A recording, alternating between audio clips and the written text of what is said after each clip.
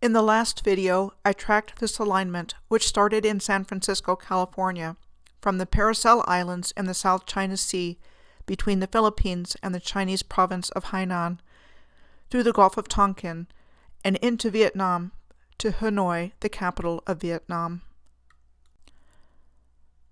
My name is Michelle Gibson. I am picking up the alignment in the landlocked country of Laos. Luang Namtha is the name of a province in northern Laos and its capital city. The city of Luang Namtha is located on the snaky S-shaped Tha River. This is a site along the Tha River on the left that reminds me in appearance of Thunder Mountain in Sedona, Arizona, on the right.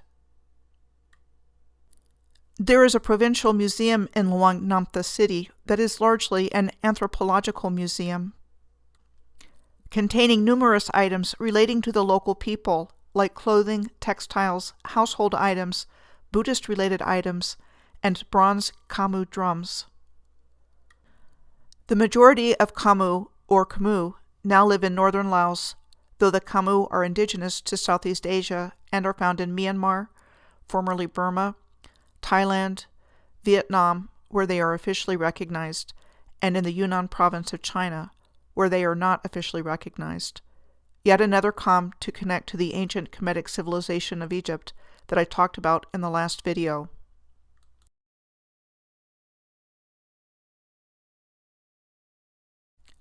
Other peoples of Laos include the Hmong, a subgroup of the Miao people, the Aka people, and the Mien people.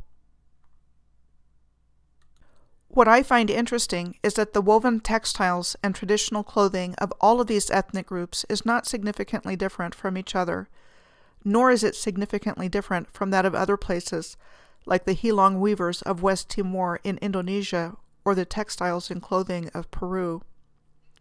This indicates to me a much closer relationship between these different groups of people than what we have been told. The Namtha National Protected Area in Luang Namtha Province is home to some of the Khmu, Hmong, and Aka peoples, among several other of the ethnic minorities in Laos, as well as diverse animal and plant species. The Pha Yuang waterfall is located in the Namtha Protected Area, on the road from Luang Namtha to Muang Sing.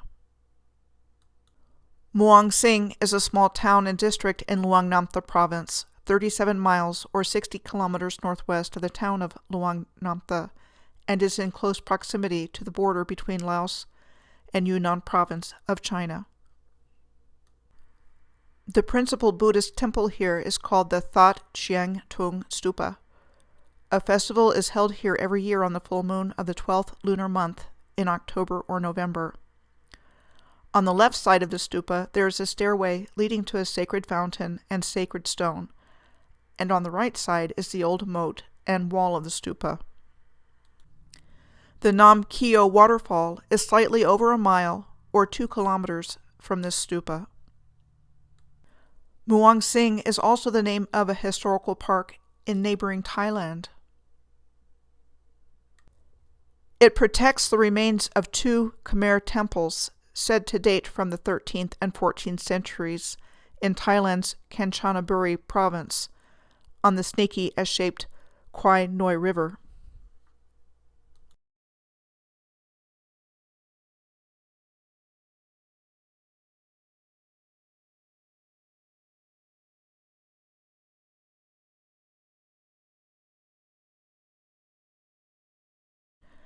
Before I move along the alignment into Myanmar, there are several more things I would like to bring up in or about Laos. One is the Patushai, or the Arch of Triumph of Vientiane, built in the capital city of Laos, and which we are told was built in the 1960s as a monument dedicated to those who fought in the struggle for Laos independence from France.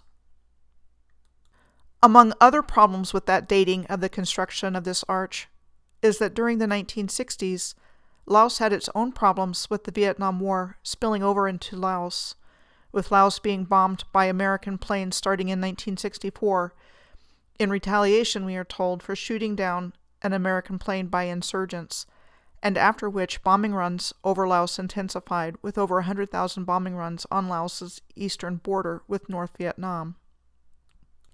Another place is Luang Prabang on the left, which I found tracking a different alignment, and where there are beautiful waterfalls that look similar to Havasupai Falls in Arizona's Grand Canyon on the right.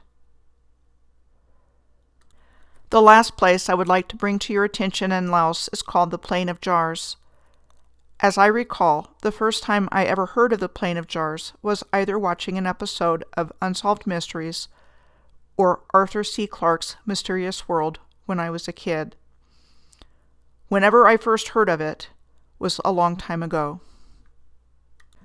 The Plain of Jars is a mystery, with thousands of what look like huge jars cut from stone filling the landscape. Some of the stone jars are gigantic.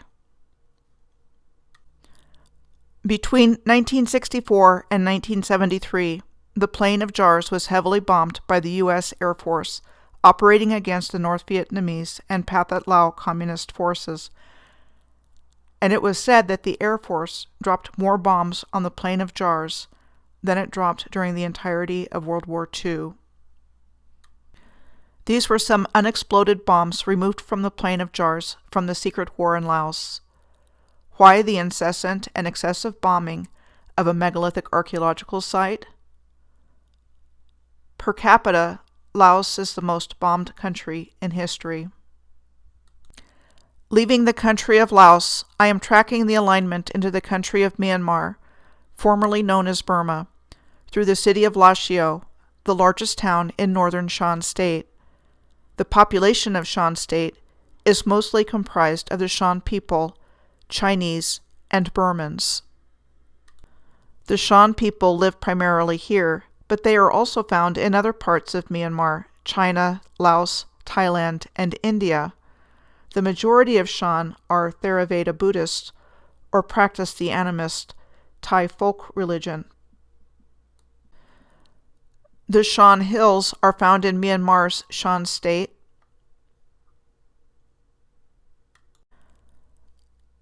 And there are hot springs in Lashio, of which I come across many, tracking planetary alignments.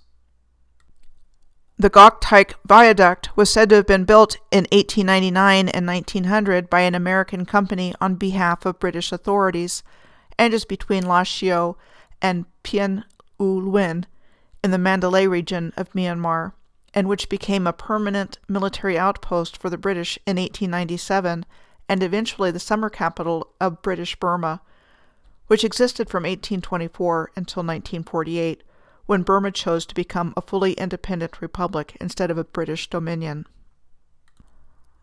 The Gawked Viaduct goes across the Gawked Gorge, which has at least one waterfall, as seen here. The appearance of the Gawked Viaduct reminded me of this trestle of the Algoma Central Railway in Ontario. The Algoma Central Railway was said to have been chartered in 1899 and built between Sault Ste. Marie, Ontario, and Hearst, Ontario, by 1914. The Algoma Central Railway is known for its daily excursions to Agawa Canyon, 113 miles or 182 kilometers north of Sault Ste. Marie, Ontario, through a sparsely populated area with few roads. There are waterfalls in the Agawa Canyon as well. Here's a comparison of the Gawked Viaduct at the Gawked Gorge in Myanmar on the left, with the Algoma Central Railway trestle at the Agawa Canyon on the right. Is the history we have been taught about relatively low technology existing in the late 19th or early 20th century consistent with being able to pull off the construction of massive engineering projects like these? How could they have possibly gotten all the equipment to these remote and difficult locations, much less build these sophisticated steel structures? As an example of what we are taught, mass production of the Model T Ford didn't even really start until the invention of the moving assembly line around 1913. Let's take a look at the British colonial summer capital of Pien U Luin. This is the All Saints Anglican Church there. Where have I seen that style of church architecture before, with the Moorish-looking tower next to the nave? All over the place. Like the new Old South Church in Boston, Massachusetts. This historic church in Flagstaff, Arizona. And the chapel de les Alegres in Spain near Barcelona, to name just a few. This is the Ganda Mayaing Hotel in Pien Uluen, said to have been an old British colonial mansion converted into a hotel on the left. I have seen that style of architecture all over the place as well, like in Nova Scotia, a maritime province of eastern Canada, in the middle, and in Spencer, Oklahoma, just outside of Oklahoma City, on the right. And in this slide, in Penns Grove, New Jersey, on the left, in the middle in Jerome, Arizona, and on the right in Providence, Rhode Island. This is the Paracel Tower in downtown Pien Uluen, said to have been built in 1934 by the Gillette and Johnson Company to commemorate the silver jubilee of the reign of George V of Great Britain. It also looks like a Moorish clock tower. This is actually called the Moorish Clock Tower and is located in Guayaquil, Ecuador. St. Mark's Campanile in Venice, Italy, which is also a bell tower. And in the United States, there's the Emerson Bromo-Seltzer Clock Tower in Baltimore, Maryland. The Neenah Clock Tower in Wisconsin. And the Port Townsend, Washington Clock Tower, again to name just a few of many examples. I will end my tour of Myanmar with a picture of waterfalls in Pien Uluen. In my next video, I will be picking up the alignment in Dhaka, the capital and largest city of the country of Bangladesh, on our way into India.